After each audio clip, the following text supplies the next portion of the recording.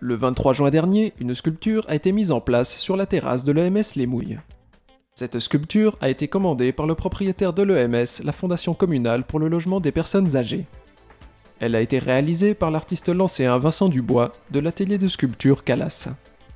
Alors aujourd'hui nous livrons une sculpture en 2 pièces sur la terrasse de l'EMS de l'Ancy-Centre, l'EMS des Mouilles.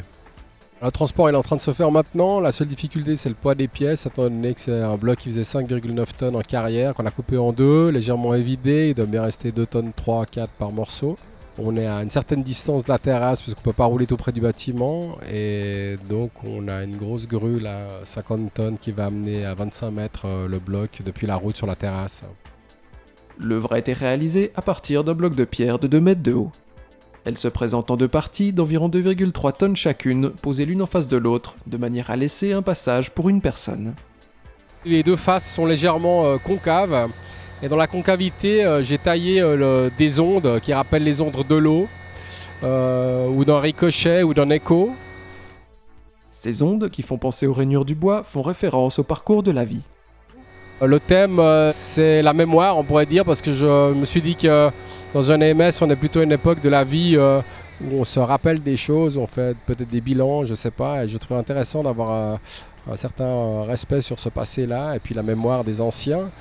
Et donc, il y a une sorte de double jeu entre l'aspect minéral stable de la pierre et puis l'aspect un peu fugace du souvenir.